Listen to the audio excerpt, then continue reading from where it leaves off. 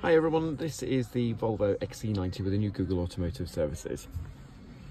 So as you can see, the screen is very similar to the sensors layer that we're used to from before, with the maps at the top, then the media system, followed by the phone underneath, and then the information at the bottom.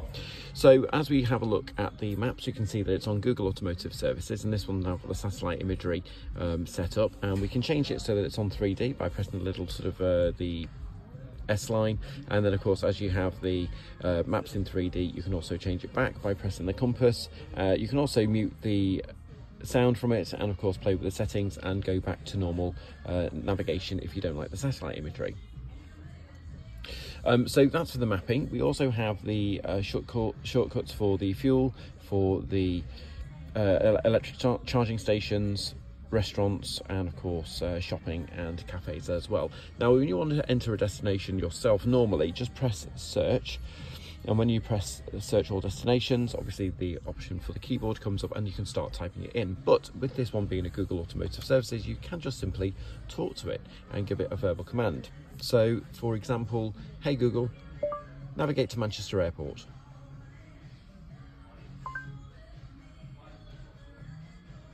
Navigating to Manchester Airport, man. And there it comes up with the display. And of course there's Manchester Airport in the background. Even asks you which terminal you want as well, which is really handy. And you also have the option of just talking to it and not giving it any sort of specific information. You can get away with just being quite generic, such as the name of a pub in a town, and that will suffice. So it's a really cool, handy, very driver friendly system as well. So that's for the mapping. Underneath we have the radio, and when you select it, it goes straight onto the DAB list, and we have FM stations at the very bottom, and you can also set your favourites by selecting some of the stars, and they just appear in the favourites list there as well. And you have the information at the bottom just depicting what it is that you're listening to. Underneath again we have your phone options, so you can connect new devices, and when you do, at the top you'll have the options for the favourites, you'll have your recent call logs, also your contacts, and of course you'll have the option to use a keypad as well to manually dial a number if you need to. Now previously on the sensor systems you swipe the screen, but on these ones it's swiping the tiles instead. So on this car it's got Apple CarPlay, of course, which is standard now with the cars with Google Automotive Services. We also have the option on the media one to show you the Bluetooth media function, and we also have the option on the mapping to see the driving journal, and of course the shortcuts on the other side as well. And they are the same shortcuts that were on the mapping earlier on the search page. On the bottom left we have the apps page, and this shows you the all available apps. Now when you do connect up a profile, you will be able to go to the Play Store and add more apps, but of course during the setup process it will probably ask you if you want to add various apps. Feel free to tick them all. It'll all just download straight away to the car, and you have the owner's manual there, as well as the car status. And the car status is where you'll look to see things like the oil level, and in the diesels you'll see the car's AdBlue level as well as the service information.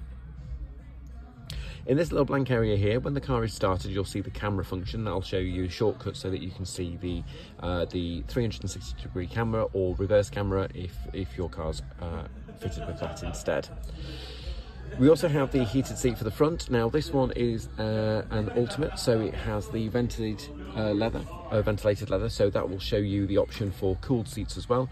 And on this one we have the driver's side with the steering wheel, and when you press the right or left arrow you will then be able to change the temperature up or down, and when you press the fan it goes to the climate control page itself, and you've got all the various functions. Now this one being the XC90 just have the option for the rear, so we can control the rear from the front as well, and again that will only occur if you have a car with the rear climate control. We also have on the right hand side the various settings, and when you go into the settings you can see the driving functions, which are all driving related.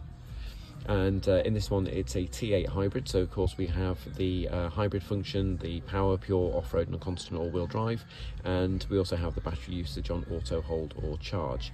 Now this car is, as I said, the Ultimate, so it's got the air suspension, and you'll have the option there to turn on the easy entry exit system, and it's also fitted now with the speed limiter or adaptive cruise control and pilot assist as default as well. We also have lane keeping aid, register drive notification. The creep function is switched on, which means when you take your foot off the brake pedal the car will move forward. When you deselect it, your car will have an auto hold function. Air suspension is on, and the easy entry exit is also currently not switched on, but again the car is in the showroom. As you go down the list again, we've got the sound, because of course the car's fitted with the Bowers & Wilkins sound system. We can turn on it onto studio, stage or room, and the room is of course the Gothenburg Symphony Orchestra Hall. And we also have the connectivity and also the controls, and the controls is where you personalise the car a little bit. So you can go to headrest fold, wiper surface position, and of course the fold mirrors and locking function, as well as the wireless phone charger at the bottom.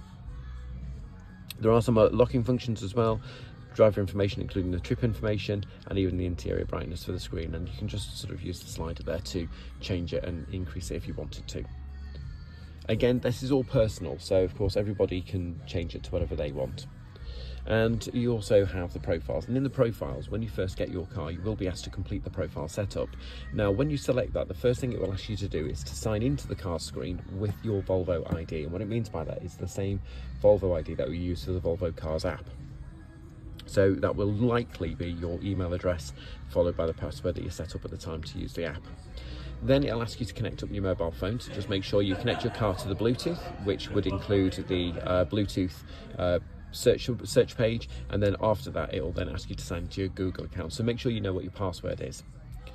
Now underneath that we have connect the key to the profile, which you can do, and also the Volvo Cars app devices. Now it's really important you do have all of the keys in the car at the time when you try to connect it, otherwise it won't allow you to finish off the search function.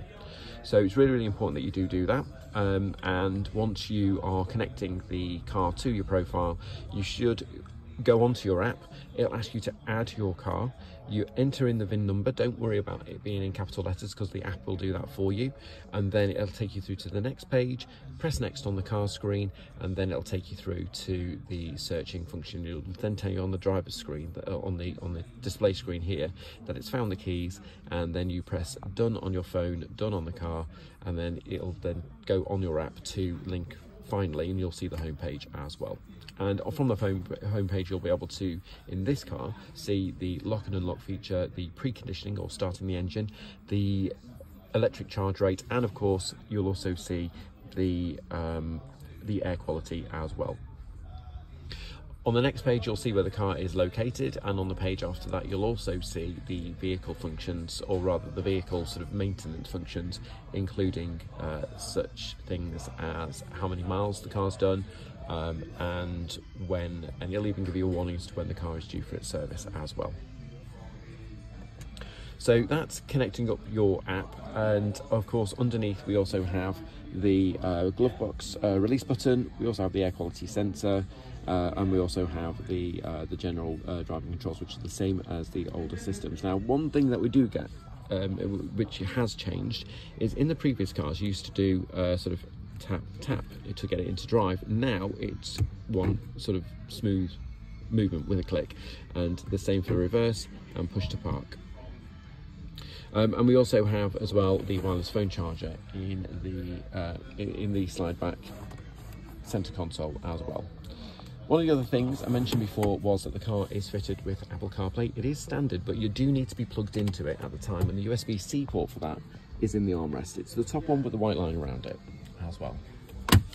And when you are in a car with a panoramic roof, you'll notice just above your head you have no buttons to operate it. What you have instead is this slide function here. So you just sort of slide your finger on it like you would do on a touchpad on a laptop. Cars also come with the automatic headlights with the automatic high beam assist, and they also come with the automatic rain sensing wipers as before.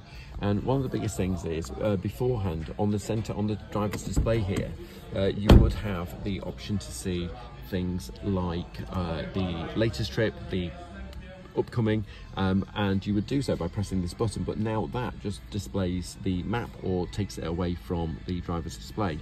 Now you have to press the O button instead, and that shows you the trip information, which you hopefully see just there as well as I zoom in.